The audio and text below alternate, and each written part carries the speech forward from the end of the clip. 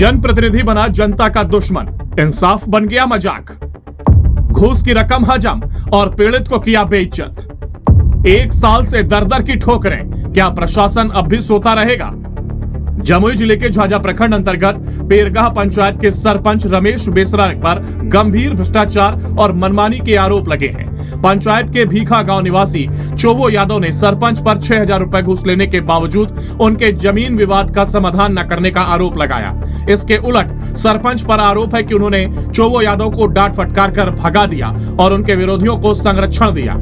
घूस लेकर भी नहीं मिला इंसाफ, अब जमीन पर जुर्म की इमारत खड़ी हो रही है। भीखा गांव के निवासी चोवो यादव की जमीन का पहले ही आपसी बंटवारा हो चुका है। इसके बावजूद टेको यादव और बालेश्वर यादव उन्हें उनके हिस्से पर घर नहीं बनाने दे रहे हैं। चोवो यादव ने पंचायत सरपंच रमेश बेसरा से न्याय की गुहार लगाई, जिस पर सरपंच ने कथित तौर पर 6,000 रुपए लेकर समस्या का समाधान करने का आश्वासन दिया है, लेकिन 1 साल बीत जाने के बाद भी कोई कार्रवाई नहीं की गई। उल्टा चोवो यादव को ही धमकाया गया। चोवो यादव और उनके पत्नी फूल कुमारी देवी कई बार झाझा थाना में आवेदन दे चुके हैं, लेकिन अब तक कोई सुनवाई नहीं हुई है। इस बीच टेको यादव ने जबरन जमीन पर निर्माण कार्य भी शुरू कर दिया है और बालेश्वर यादव भी कब्जा करने की कोशिश कर रहा है।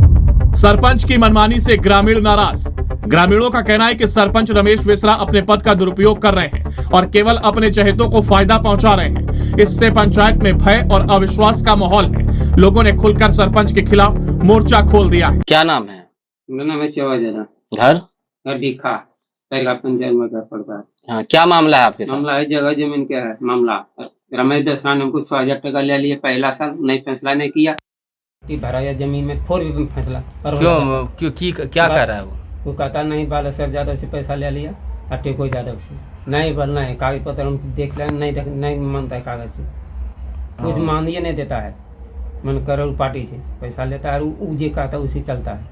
हम गरीब कहाँ पारेगा, बार हम तक परेशान रख के तबाह कह देता है। कह क्या रहा है मतलब?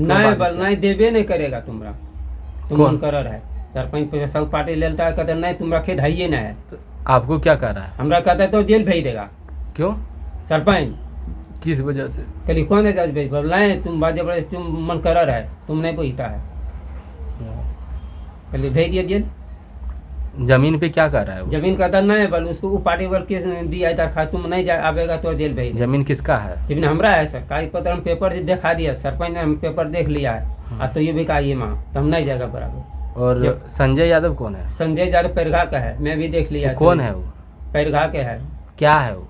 मैं अध्यक्ष है, मैं देख लिया कागज। अध्यक्ष है? हाँ बल हाँ जमीन जगह तेरा सही है कागज। अच्छा, तो कोई नहीं दिला सकेगा, तुम्हारा सही जमीन है। अंबर जो जबरदस्ती है कर रहा है। अच्छा, वो सही कर रहा है। और गांव वाला क्या कह रहा है? गांव वाला कहता है सही है, सही रहा जमीन है। हाँ। कागज पत्र बाप के नाम से बना बस्ती जिन पच सही है, आइए नहीं बोलता है सर। तो ये क्या कहता है कि हमको पैसा दो? हाँ पैसा दो, बात बाप जबरदस्ती से मैं रगड़ देगा। हम लहरेठा डालते हैं, लहरी देंगे कि मट्टी भराइए, मट्टी में गाड़ी हमको रोक दिया बालेश्वर यादव टेको यादव। कहते हम पर बर्दाश्त करेंगे सर। पिछले बार भी पैसा लिया है। कौन लिया? सरपंच लिया है रमेश बेसरा। क्या सबूत है आपके पास में? पैसा ये लिया 6,000 रुपये लिया है। कैसे दिए थे पैसा? पैसा लिया कि जमीन नाफी में करेंगे सर। मतलब किस ढंग से पैसा लिया? पैसा लिया हाथ है आसानी पैसा ले लिया, जल्दी दो पैसा, काल पेंसिल्टी हम कह देंगे। पैसा हम 6,000 इन्होंने गाँव से मांग के पैसा 6,000 पूरा आए तले हमको 6,000 पानी में चल दिया। चल गया लोग के पैसा इन्होंने हम दिया कमाएगी। बोलो 12 पैसे हम देते हैं अभी बताओ। ठीक। जब जनप्रतिनिधि ही अन्याय का साथी बने तो इंसाफ की उम्मीद सिर्फ प्रशासन से ही बचती है। चोवो यादव समेत कई ग्रामीणों ने सरपंच को पद से हटाने और उनके खिलाफ कानूनी कार्रवाई की मांग की है। लोगों का कहना है कि जब एक प्रतिनिधि ही भ्रष्टाचार में लिप्त होगा तो आम जनता को न्याय कैसे मिलेगा? अब सवाल उठता है कि प्रशासन इस मामले में क्या रुख अपनाता है। क्या सरपंच पर कार्रवाई होगी या यह मामला भी अन्य मामलों की तरह फाइलों में दबकर रह जाएगा?